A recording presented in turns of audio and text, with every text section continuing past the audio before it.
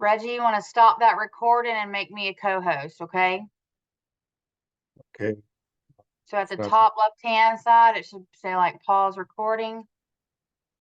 I want to tell you, I have the poll question stuck on my screen. Okay.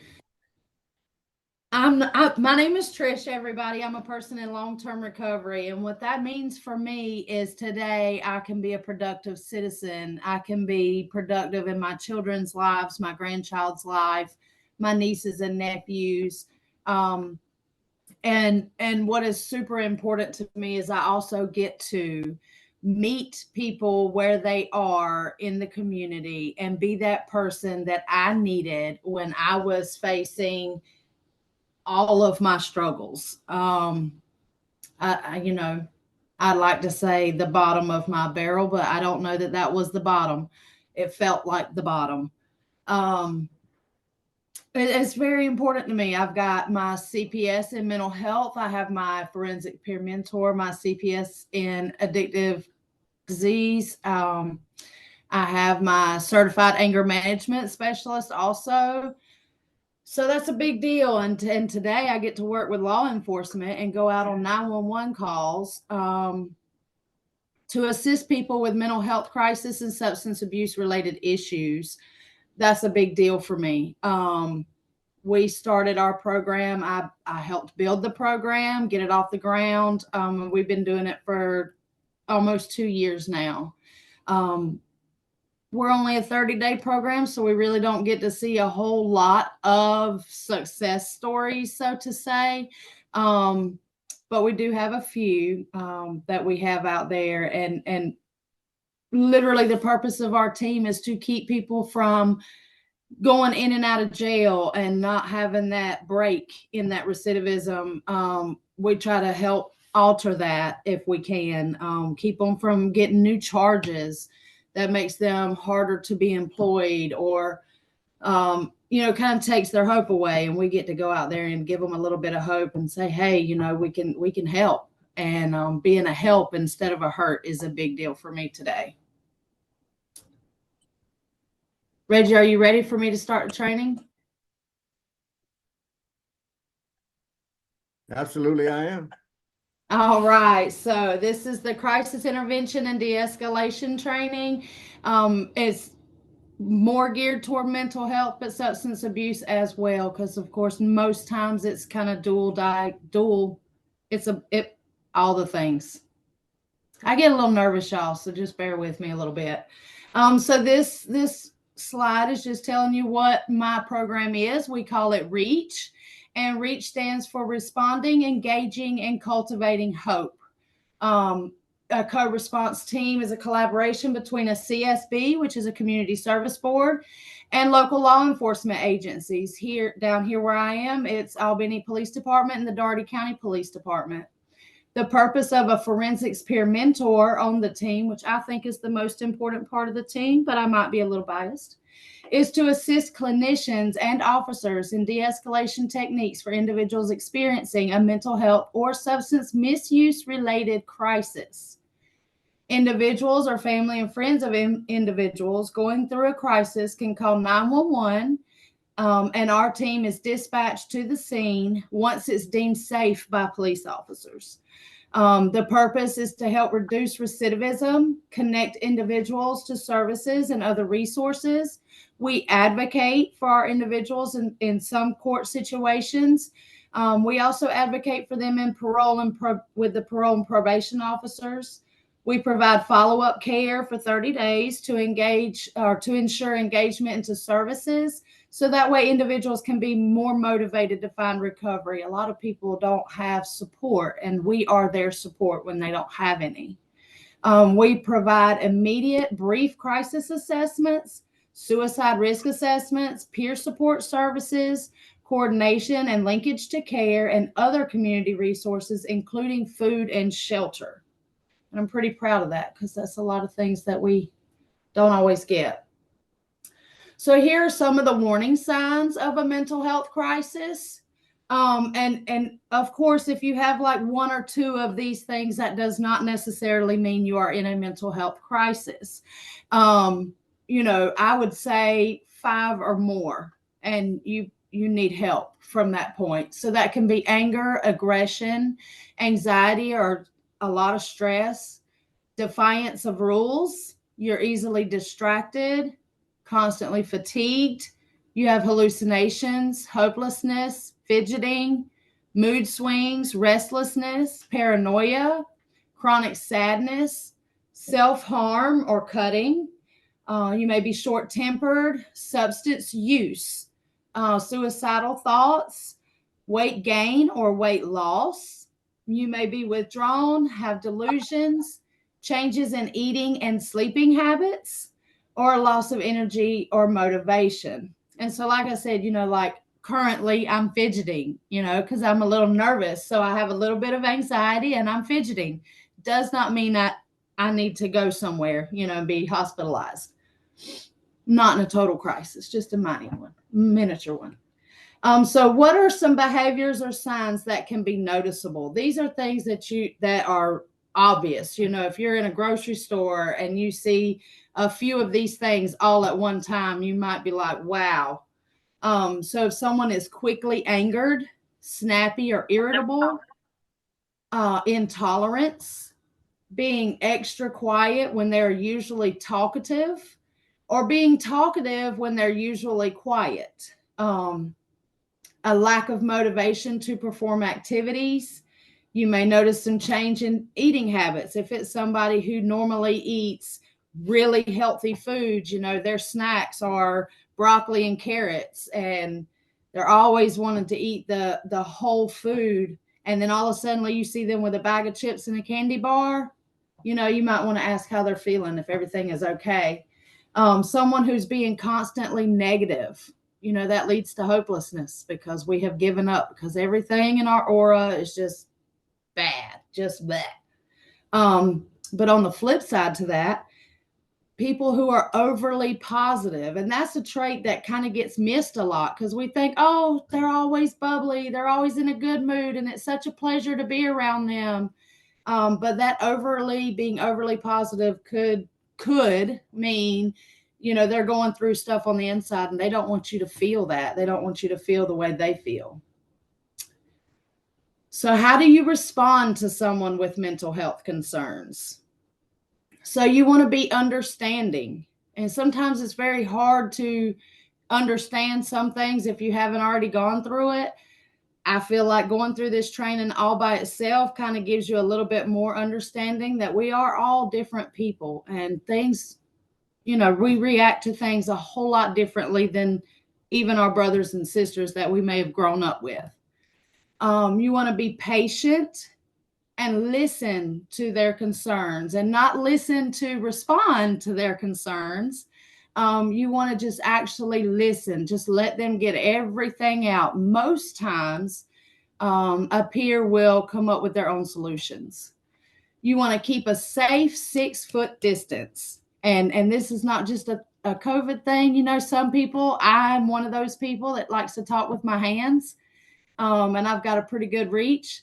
So you might not want to stand too close to me, especially if I'm elevated a little bit, because I may accidentally pop you.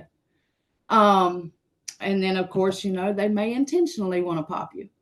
You want to speak in a clear and calm tone. I have, from personal experience, realized that no matter how elevated someone is, as long as I stay calm and I speak in a decibel that's half of their decibels that they're speaking, they'll stop and listen because they want to hear what you have to say.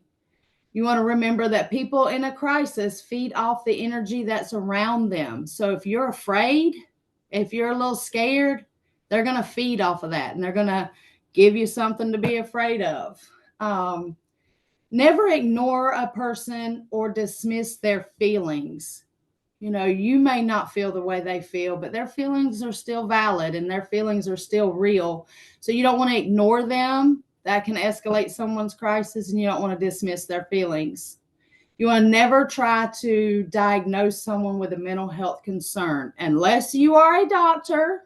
Then, of course, you could do that. And then, of course, if you're a therapist, one of those ranges, LPC, LCSW, something of that nature, then you could diagnose, but a peer should not ever diagnose someone. Simply confirm the behaviors that you see are present. So when you are talking to a doctor or a therapist, a prescriber is what we call it.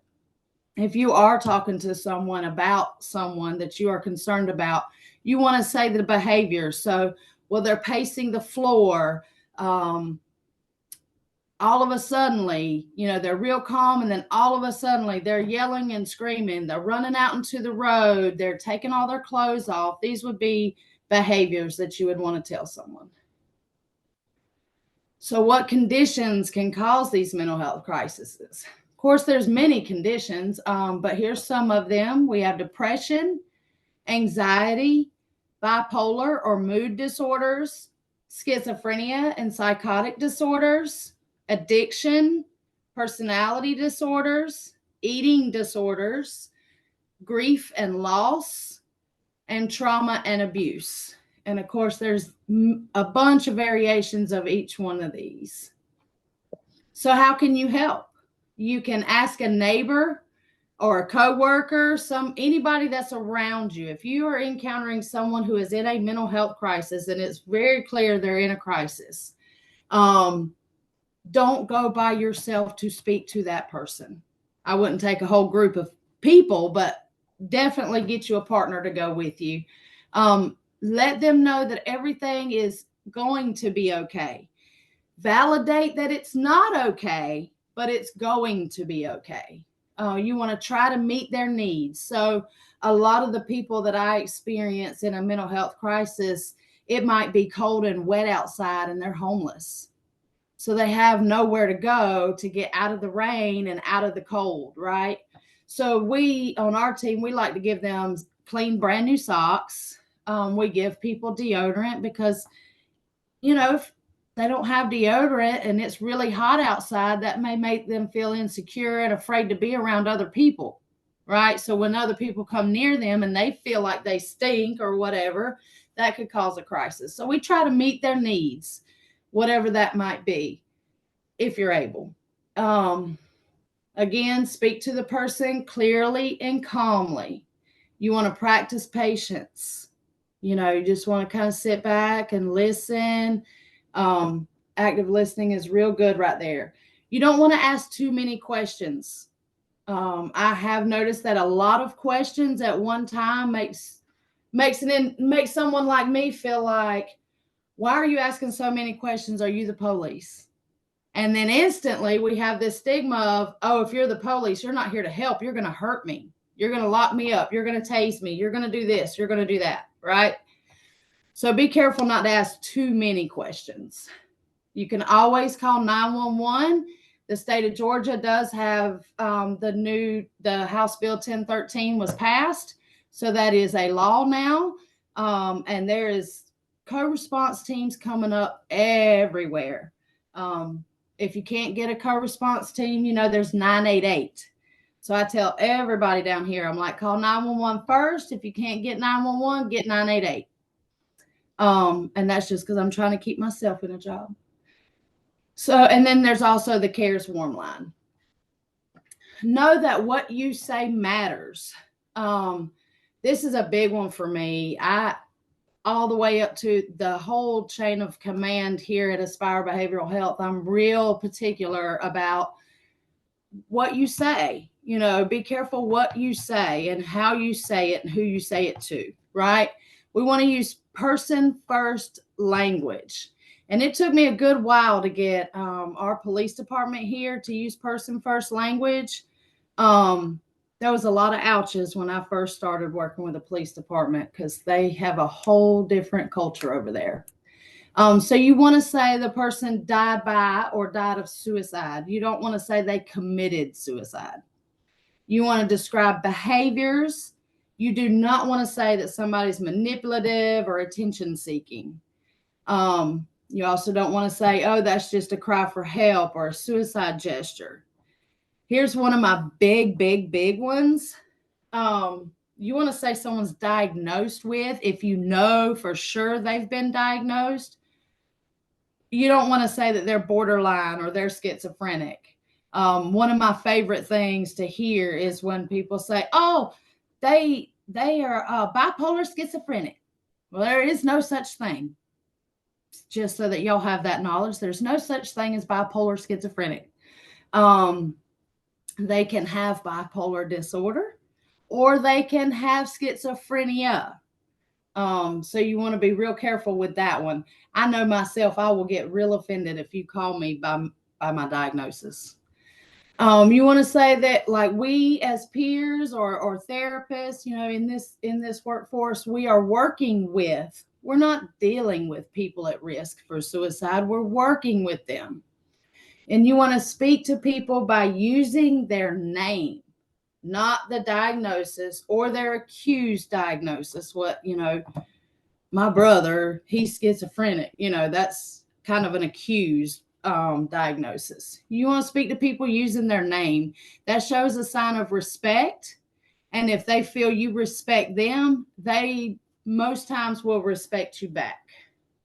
And then with all the pronouns, you don't want to offend anybody. So absolutely use their name. Hey, what's your name? What do you like to be called? So now we'll do a breakout room real quick. We have a scenario here. We're going to do a breakout room with 3 people. Person A will become irrational, loud, and seem confused. Person B will make an attempt to de-escalate using skills known before taking this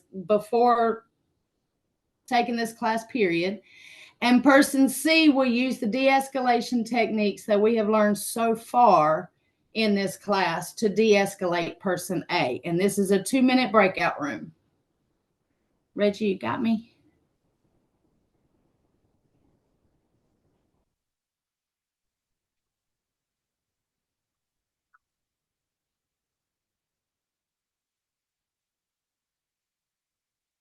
One second.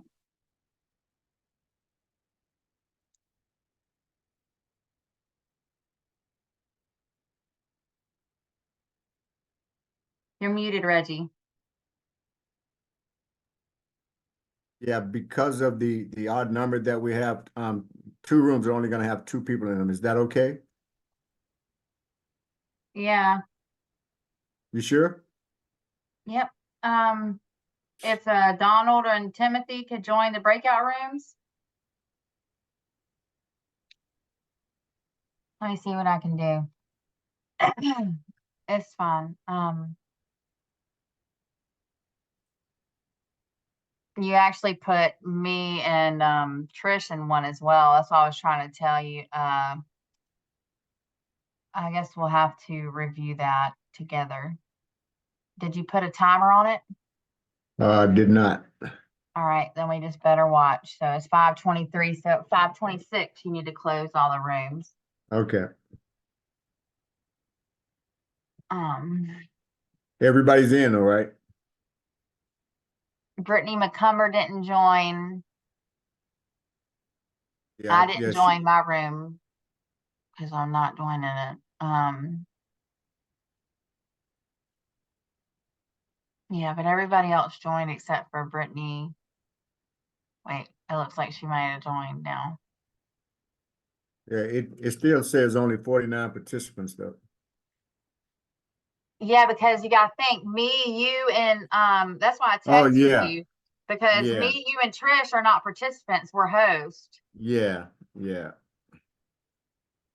That's why, and it changed because at first it was 53 people, and then like as soon as I said that, it went down to 49 or something like that. Oh.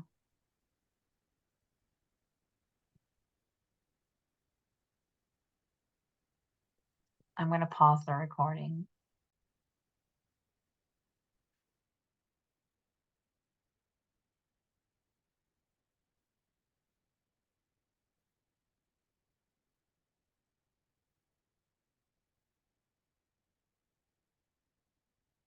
So does it always give you a 1-minute countdown?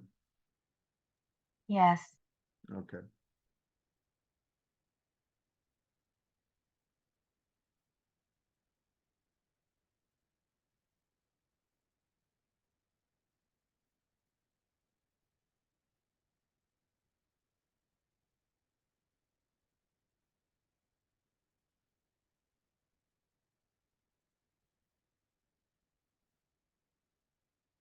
Anthony Gray says he's having Wi-Fi issues.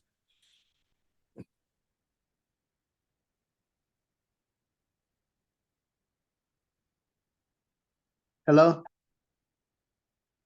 Hey, Okay, just making sure. I was having sound issues when y'all put us in the breakout room, so I had to log out and log back in. Thank you. okay. And Lita, you said you were only able to hear one person? Yes. Lita? Well, just so you know, our guy was cured. Absolutely. Trish, your PowerPoint stopped sharing when you went into the breakout room. Just wanted to let you know. Okay, let me put it back up there. Can you guys see it? Yes, ma'am. Sweet. So how do you feel about that? Like, how did that make you guys feel? Anybody? I felt like I was reliving my past. I feel like even though it was, staged for lack of a better word, like when the person that was irrational and loud and confused, as soon as she started, my insides were like, oh God, it's just such a split second, so much pressure, and just to like gather my composure. I don't know. I mean, I don't have a lot of experience in this so far. I'm about to start in RCO and hopefully do more things, but it's really, like you said, you have to be passionate about the job, and but we saw the person first language really made a difference. And anyway, I'm glad to be here. Thank you. I saw tall Denise with a hand up. Yes, hi. I wasn't here from the very, very start. I came on kind of just before we went into the breakout room, but I was the person with the crisis. I was the person with the crisis. And I have to tell you that Jennifer, she was in the room with me along with I forget the other young man's name, but Jennifer, I liked her approach. I like her approach. I told her I was having a crisis. I was hungry. I felt like I wanted to hurt myself. I had no place to live. I didn't know what I was going to do. And so she says, let's start with the first thing first. Let's get you a little something to eat. And the way she went in, it was calming me. And then I asked her, well, will these feelings go away? She was very calm and assuring. So I liked her approach for that to have been my first episode with this. Awesome. Awesome. Sonora, I hope I said that correctly. Yes, this scenario reminds me of the importance of self-care. So when you're advocating and being there for someone experiencing a crisis, whether it's mental health or substance use, you have to remind yourself not to identify with and advocate rather than get sucked in. Yeah, it can get tricky. It absolutely Mhm. can. We're going to do one more person, Tamiko. Yes, I was the irrational loud person, which in real life I am usually the most irrational and loud. But Heather and Tawana was the B person, and she was kind of comforting, but she was like, "Look, now we ain't gonna do all this," but it was cool because I did hear her, but I was still irrational. But Heather. I couldn't tell Heather this was your first time de-escalating some things, but their approaches were very kind and soothing, and I was able to calm down. I thought we did really great for 2 minutes. Awesome. Awesome. Yeah. For me, whenever I do this with people, we do it face to face, and to see the reactions of people who have never been in a mental health crisis. And then you put them in one to do these scenarios to see, you can literally see the lights come on and see such a difference. It makes a huge difference. Uh-oh, did I go right? Yeah. Okay, so if you have any more comments, y'all can just put them in the chat. We're gonna move right on along. So we're gonna say this and not that. And I kind of stole this a little bit from George with some of his stuff from the CARES training and many of the other trainings I've been through. So you want to say a person has substance use disorder. You don't want to call them an addict or a junkie or a druggie.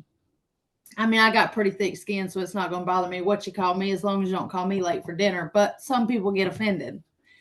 You want to say that a person is in recovery, not that they're an ex-addict. I don't know what that is. That kind of even sounds like a ridiculous word to me.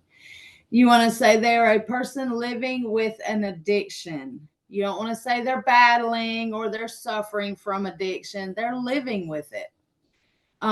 You want to say that a person has been arrested for a drug violation. They're not a drug offender. I don't know any of us who's ever offended a drug. You know, that would be kind of hard. The drugs are not offended.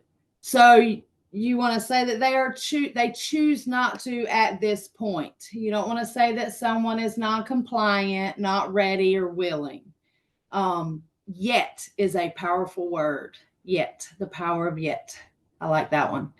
You want to say they have maintained recovery, not stayed clean. I take a bath every morning, you know, so I like to think that me taking a bath every morning keeps me clean, right? You want to say they had a setback. You don't want to say they relapsed. Now we're going to do another breakout room, another 2-minute breakout room with 3 people. This is our second scenario. So person A will be extra quiet and non-responsive to questions or comments. Person B will try to get person A to talk about literally anything. And person C will use de-escalation techniques learned in this training so far to get person A to engage in a calm and respectful manner. Okay, you got me, Reg?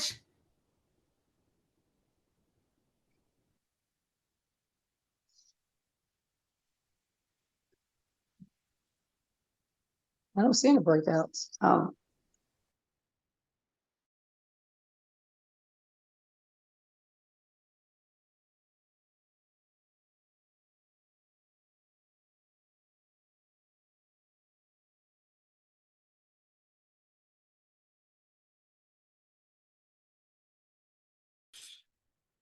Haley, I did 16 this time and you still ended up in a room.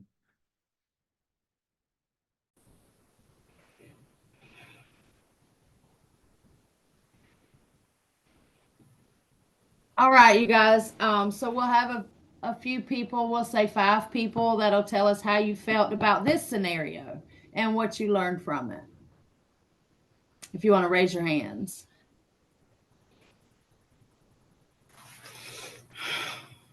Jeanette? So I learned very early that you have to sometimes compromise, not necessarily give them what they want, but give a little so that they'll give what you want, or go in the direction that you're trying to redirect them towards. And that was kind of how I did it in our breakout room. Okay. Tall Denise? Oh, okay. Hi, yes. This scenario, I was the one who had so many issues throwing stuff around. And Miss Orlandria, I'm sorry if I'm mispronouncing your name, she came right in with resources, letting me know that she could get me to their office. They would send transportation. Once I get to their office, they have different resources that they can help me with. They have this resources that can help me out with these unruly kids that I'm dealing with here. Her experience with this information was stellar. She came right in hitting all the points, even giving me other information on stuff that could help me. It was great. It was good hearing and listening to that. Thank you. Awesome. Awesome. Loretta? Okay, so are you in your email now? Okay, hold on, here I come. They mute your Loretta. I was really tough on my team. Sonora, and forgive me, my other teammate. I was really hard on them. I didn't let up at all. And I think that that's kind of the situation that I have seen where there doesn't seem to be a way through. And it's going to take sometimes a little extra time to get where you want to go. Yeah, it was, I was pretty tough. I admit it. Good, good, good. That gives us experience, right? Lauren?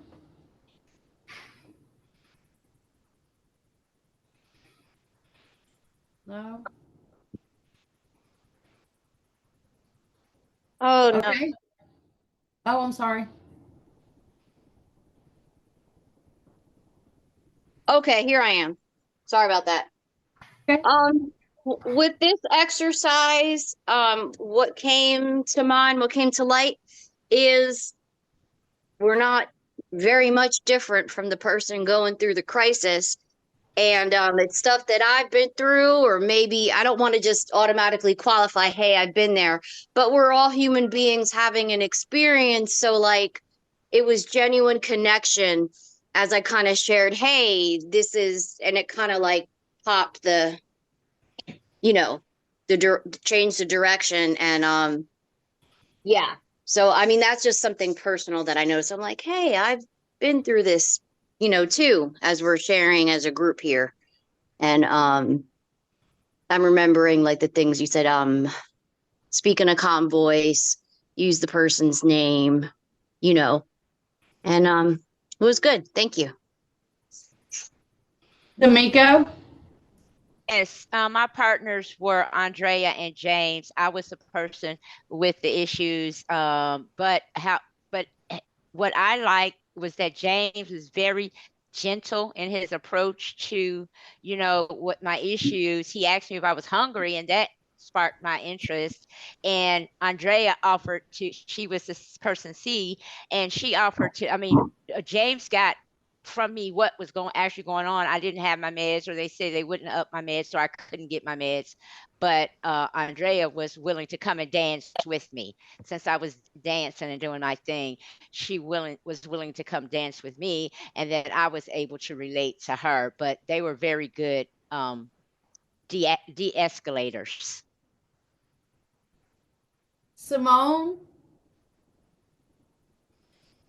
Yes, this exercise was good. I had the pleasure of working with Lita and with George. And I was the person that was upset and angry about my time.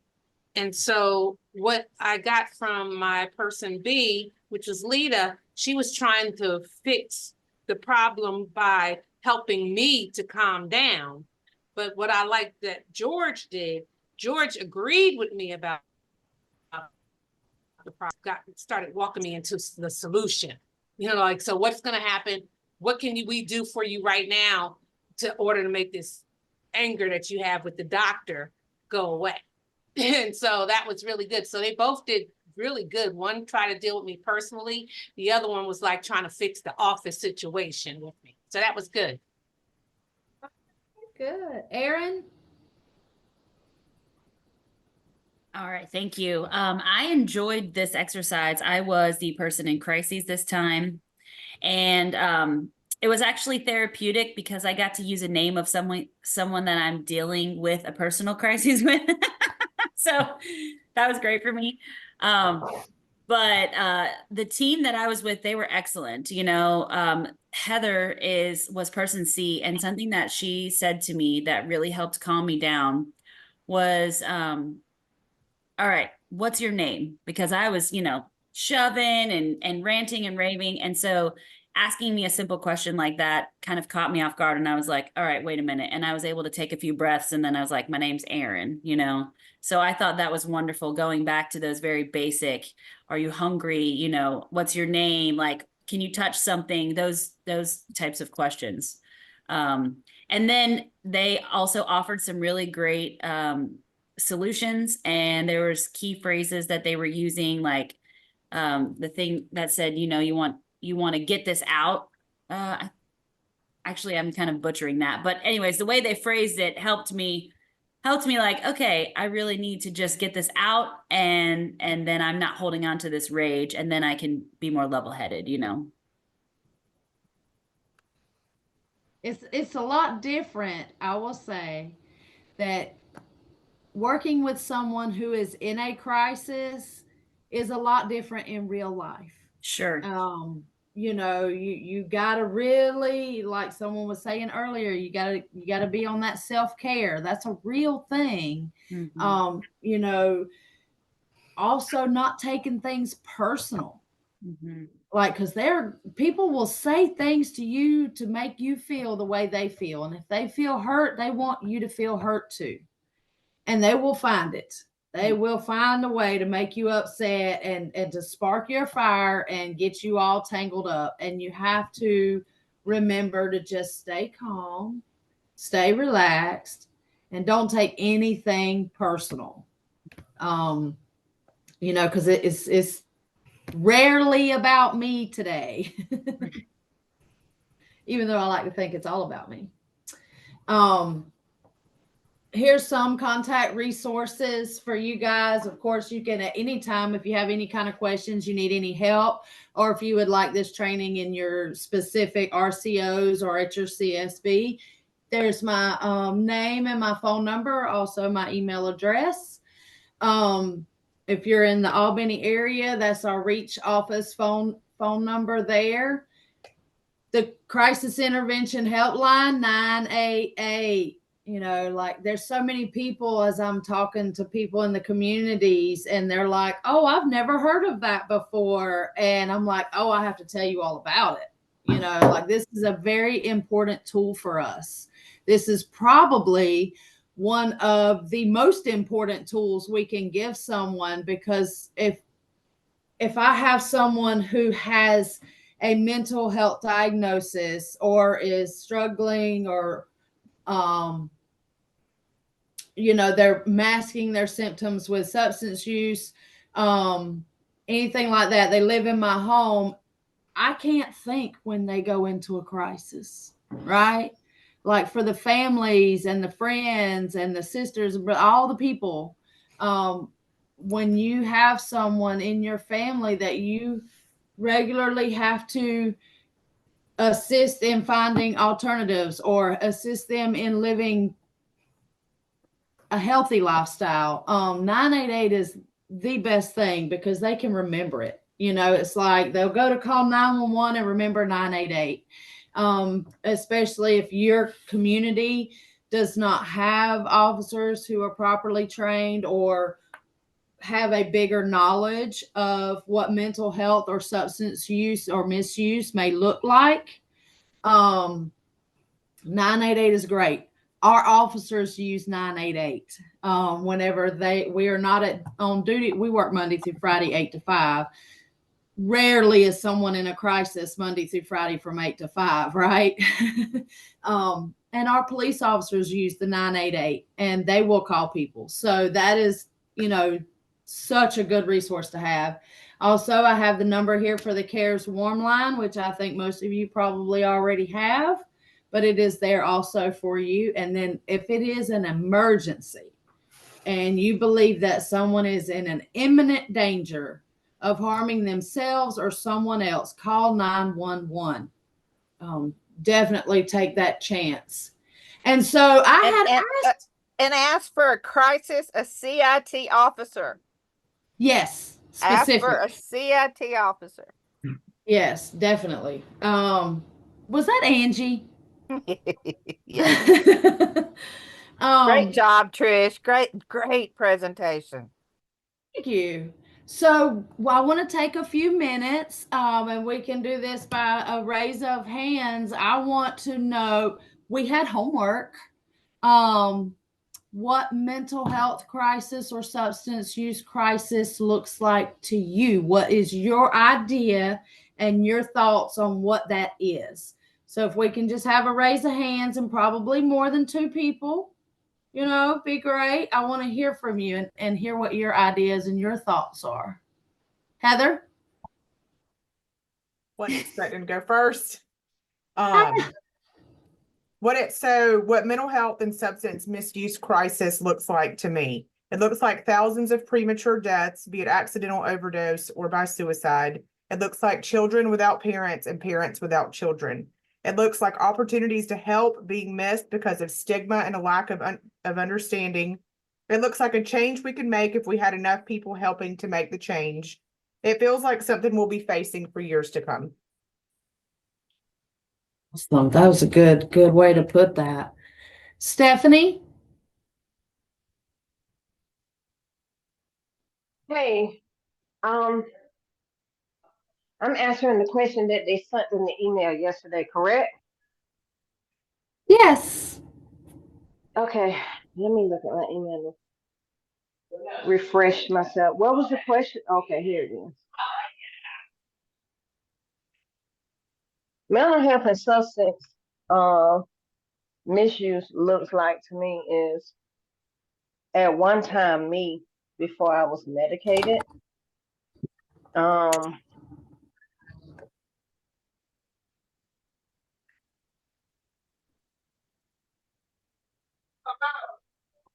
It's challenging some days, you know, but and sometimes I may need a de-escalation or something like that, and then the people that I serve, because I do work in rehabilitation, they also have mental health.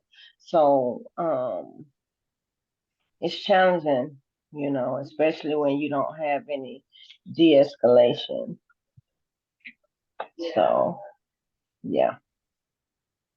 Bernice? Hello, I'm Bernice, and I am CARES 40. Okay, the question was, what mental health and substance misuse crisis looks like to me? When someone with a mental health condition may try to self-medicate by treating their symptoms of anxiety or depression by using alcohol or other drugs, the substance give them a temporary relief, and then when it has worn out, the symptoms come back with a vengeance or much worse, which means that when they medicate themselves, over medicate themselves, and they come to you and tell you what they're going through, that they are sleepy, they are hungry, they haven't gotten a rest all night, and they're taking mental health meds, and they also dealing with substance abuse issues. It tells me that they need to get with their doctor or their client support worker and tell them that they need to go in and see their doctor so they can adjust their medication and help them see that they cannot take a substance and the mental health medication to be all right.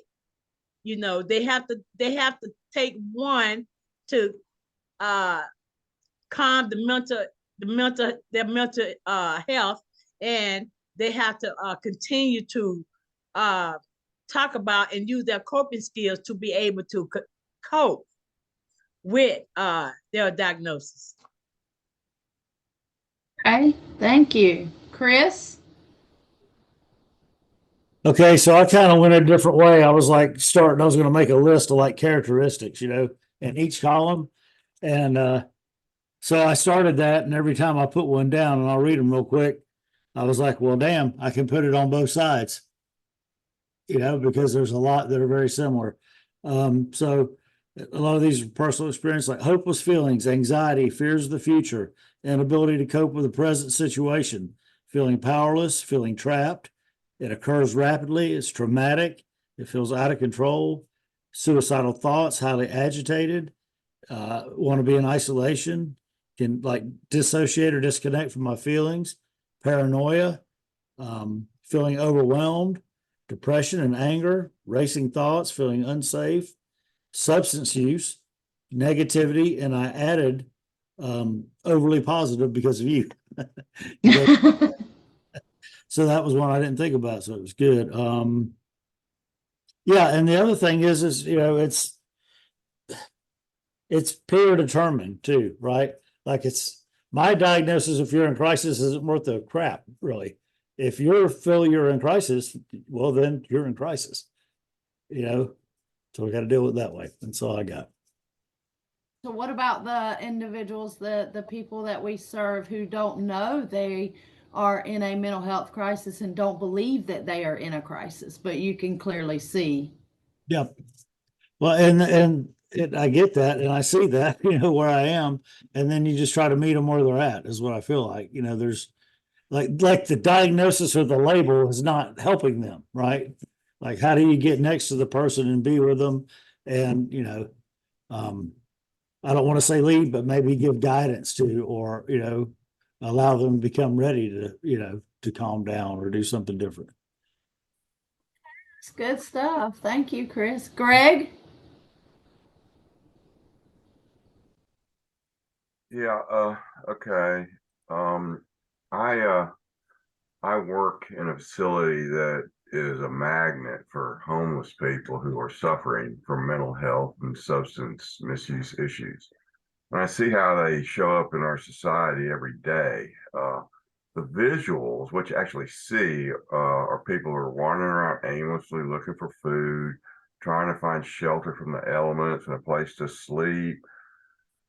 Confrontations among them and between them and care providers and law enforcement, people who are so detached from reality that they can't communicate, some awakening in their own feces on the facility's property and having to be transported to hospitals.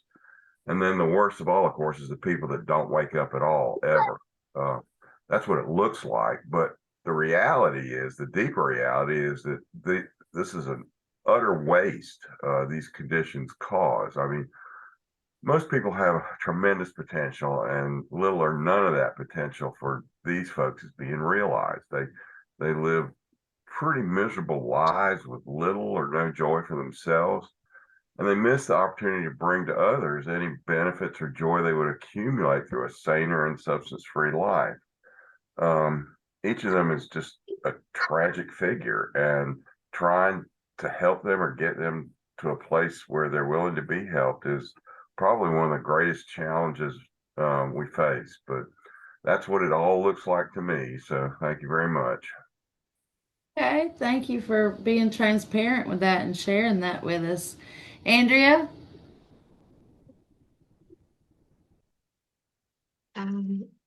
I think that mental health and substance use disorder crisis range from the bizarre and frightening that are easy to spot and difficult at best to navigate to something so subtle and insidious that even the person experiencing it may not be aware, making it almost impossible to catch, let alone treat or provide services for, leaving those suffering vulnerable and alone, and I believe at higher risk for self-harm, suicide, and substance use disorder setbacks and overdoses. And my experience ranges as well from what I've witnessed with my peers and how I lived for many years, masked up and completely numb, a threat to myself and everyone around me every time I got behind the wheel. My first experience was my own, and my second was with a peer who quietly took all of her sleeping pills at the center where we were together in an effort to force my hand at caring for her. Another more recent and definitely more subtle was when a dear friend who had celebrated her first year again sent me a picture of us we had taken that afternoon. And she asked whether or not either one of us knew what was about to happen that night. I didn't know, and she didn't either. And I think what's most important for me as I answer this question is that there are no concrete shoulds when it comes to mental health and substance use crisis, and that both my mind and heart remain open to each person's individual experience to best meet them where they are. Thank you so much. So mental health crisis and substance abuse crisis looks different for everybody, right? I was diagnosed with agoraphobia and at 18 years old. and bipolar disorder, bipolar 1 disorder. I have PTSD. I have anxiety real bad. And I'm going to tell you, there are times I still go into a mental health crisis as well. I do not currently take any prescribed medications. I use my coping skills. And probably the one I have the most symptoms from is the agoraphobia. You would never know that, right?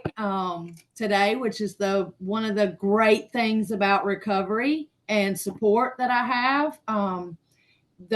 The most support I have is from you guys. You know, it's other peers, it's people in recovery, people trying to get into recovery. And sometimes, you know, I look cool and calm and collected on the outside, and on the inside, I am raging. I'm screaming, I'm crying. And if I get, literally, I can't go grocery shopping. Still to this day, my husband has to go grocery shopping for me because I don't want to be in a small space with a lot of people. And you'll see me out, but you'll see me out at recovery events, right? Because I know that there's someone else there who's going through the same things and the same thoughts that I am going through. The beauty of all of this is that I have been able to learn the coping skills. I have been able to learn to retrain my thoughts, you know, that people aren't necessarily out to get me today. It feels like that sometimes, and that can cause all sorts of things, you know. But it is important to know that sometimes a mental health crisis or a substance use crisis is not seen or heard. It's not at all. You may think that somebody is perfectly fine. And another prime example of that, and that's why I use the overly positive part in my training, is Robin Williams. You know, he always seemed so happy and he was always joking and cutting up, right? But on the inside, he was going through a lot of things that nobody else knew about, that no one else knew about. And we all know how, you know, that wound up for him. He died by suicide. And that was always somebody I looked up to. You know, I wish I could be just like that. I wish I could be just like that guy and always have the funny jokes and always do the funny stuff and have everybody love me. Right. And on the inside, he was just screaming for help and no one noticed because he was happy. I also think that it's very important to always be open and transparent with people. Maybe not necessarily everybody you encounter, because I do think that there is also a time and a place for different things. But when we are together as peers, whether we have any peer certifications or we just, you know, in our 12-step groups or our whatever recovery group, you know, because there's all sorts of recovery, right? And whatever group you are in, when you are around those people, be open and transparent. So that way you have a less likely chance to A, go through a mental health or a substance use crisis of your own, or B, that may be an experience that you'll be able to share with someone else or they may share with you so that you can help the next person. Might be something brand new that you had never thought of before. You know, I think those things are very important, and being open and transparent helps me through my mental illness, and it helps me through all the symptoms that I go through on a regular basis. And it's a big deal. Mental health crisis is a big deal. The way we break stigma is by showing people that you can have a mental health crisis and still come out on the other side. And it's okay. It's breaking stigma, is showing people that I can misuse substances for 20 years and come out on the other side and not do anything and work right next to the police, you know, going from a GDC number to a state employee ID number within a couple years. You know, just that's the kind of transparency that I think we need to have in the world. And I think that's how we're going to break that stigma. Because that's the most important thing that we have is the ability to break the stigma and let people know that it is okay to get help. It is okay to seek help. And, you know, while you're seeking help or while you are trying to help someone else, never go alone. Always have somebody with you. Always, always, always have somebody with you. So I would really like to hear from you guys how you feel. Like, how do you feel right now in this moment? Like, what's right with you today? Stephanie? Hello. I'm really grateful for this training because I've been taking notes and things because I really need de-escalation here because some of our ladies are very anxious, for lack of a better word. And some of these tactics I can use with them because when they are having emergencies, it's like nothing else matters. And it's like they focus is on the emergency. You know what I mean? And sometimes it's kind of hard without getting upset myself. You know what I mean? And you know, it's good to know a better way because sometimes I am guilty of blowing my top, but I have to take a step back. And with some of these, I can use the particular tactics, and maybe I can, cause some get quiet and don't say nothing. Some be throwing shit. I mean, throwing stuff. You know, and it's challenging to say the least. So yeah, this is really informative, and I can start applying some of this stuff. It's gonna really help me. Good, good. I'm glad to hear that. Tawana? Hi, I just wrote a simple word optimistic because sometimes it almost feels when someone is in a pretty observable crisis, it can easily feel like, let's call 911, let's call this person, let's call that person. Well, you are that person. And to start, you know, this phase of, you know, the training, and I just to have that that this training is, it feels very optimistic for me that I don't have to look left and look right to see, wait, is somebody else coming? Of course there'll be people there, but I mean, I feel more equipped to address the crisis situation. So thank you. Awesome. That's great. Katie? Katie! Hey Trish, good to see you. Okay, so I love this training, but I did have a question. In the first breakout room, the person A said something like, I need you to help me tape the windows. Like people are coming to get me. So how do you validate the person without confirming that what they're thinking is true? You know what I mean? Like when it's something completely off the wall, how would you approach that?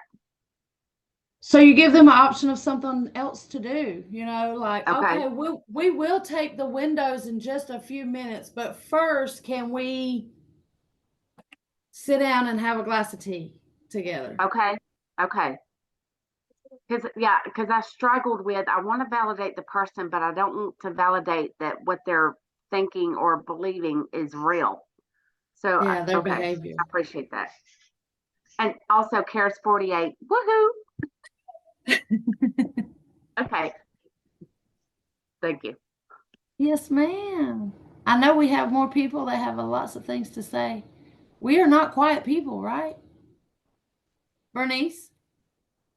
What's right with me today is I continue to be open-minded and to learn about these de-escalating techniques because they are very, very needed. And I'm grateful for this training. Thank you, Tish. Awesome. Thank you. Thank you for attending. Jeanette?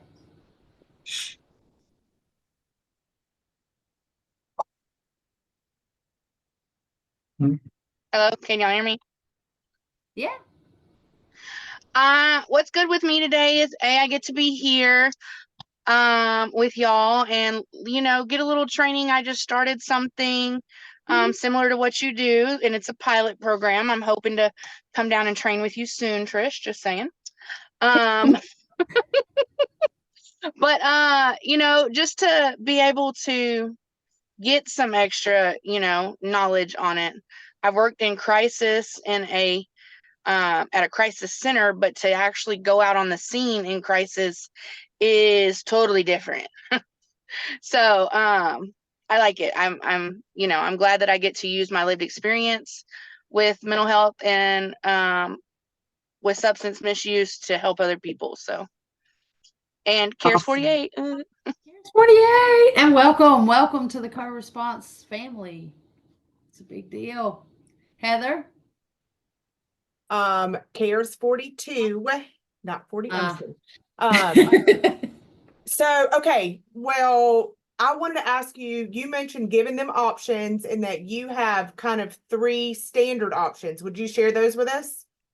So it just kind of depends on where they're at, like Katie was saying, if they're wanting to tape up the windows, right? And I give them another option. Hey, well, first let's come sit down over here and just kind of talk to each other. And then they're going to say, no, I don't want to do that. And, well, hey, let's walk out here in the sunshine because it's a little chilly in the shade, just these things. You can just kind of, depending upon the situation. I have had an individual who was literally sticking tinfoil in all of his outlets. Oh my God. And he thought the FBI could hear him unless he had the tinfoil in his outlets. And that was his reality at the time. And I was like scared to death standing in his house that it was going to catch fire at any moment. And I was like, are you sure that the tinfoil is stopping them from hearing you? And he said, yeah, it is. And I was like, okay. So I said, well, can we come outside for a minute? And when he got to the doorway, he physically was not coming any past the threshold. Right. And so I kind of tricked him, which might not always be the right idea. Just saying. But I had to convince him that was not the doorway anymore. So I kind of had to step into a delusional state, right? To meet him where he was, to get him to come out of the door. And of course, once he was out of the door and in the sunshine, then it was, oh, and he's talking about his kids and he was talking about other things. And so I was able to, it was just something about being inside his house. The walls may have been closing in on him. He didn't work. So given other options, and then of course there's always the ugly 1013 if you absolutely have to, and then the sheriff's office, and then that's a whole traumatic event for myself as well as the peers. So I avoid that at all costs. Yeah. Thank you. All cost. Anybody else? Everybody's hearts and minds are clear. Sweet. I hope you all learned a lot. Like I said, feel free to reach out to me any given time. You may have questions. You may have something you need help going through, and I can help you out with that. And I'm going to give it back to Reggie. Okay, everybody. I hope everybody got a lot out of this today. I certainly did. Thank you so much, Trysh. I appreciate all the information that you shared with us today. Does anybody have any questions for me before we let you all go? Everybody's good. Denise, I'm glad you got your. Excuse me. Yes, Reggie. Will we get slides for this? Because it was going so fast I couldn't get screenshots of everything. Yes, the slides are going to be sent along with your certificates. Thank you so much. Yeah, they're going to come from Al Cotton. It should be early next week or midweek next week at the latest. We've got an academy next week. So yes, the slides will be sent along with your certificates. Thank you so much. CARES 12, best CARES ever. Second best from what I can understand. Oh, whatever. 48. Oh, 18. Okay. I'm at 3. So I'm still Cares, trying, period. still trying, still trying. 54, 54. no, I still didn't mean to trying. start that. I didn't mean to start that. Yeah, we Hey, got a hey whole. guys, listen. Still trying is actually the best one. Who That's said right. still trying? Who said that? Did Tamiko Castillo. Oh yeah, you are still trying. Yes, I am. Don't All right. stop. Don't, you can do it. Don't give in. All right, Never thank ever you, give guys. up. Hang in All there. right, guys. Once again, thank you so much for being here. We're gonna go ahead and end this here. Goodbye, everybody. Have a wonderful rest of your day, and thank you again so much. Thank you, Reggie. Thank Great you, job. everyone. This was Good wonderful. night. Bye-bye. Bye. See you in the morning. Thanks, Thank you, everybody. y'all. Bye.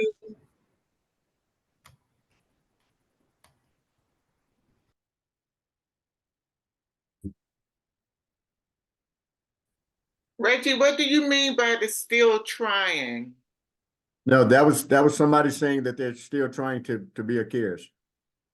Oh, okay. Yes. Thank you. Thank you for your service. Thank you so much. I appreciate it. Hey, Chris. Hey, Timothy, the webinar is over, man. You can log off now.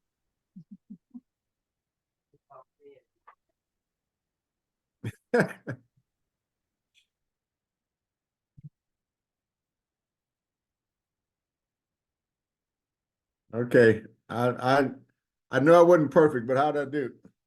You did well. The only thing I think we need to practice on a little bit more is your just the breakout rooms, making sure you put the timer in there and just reviewing that a little bit more. Yeah, and at the last room, I finally figured out to just check the box to not include the host.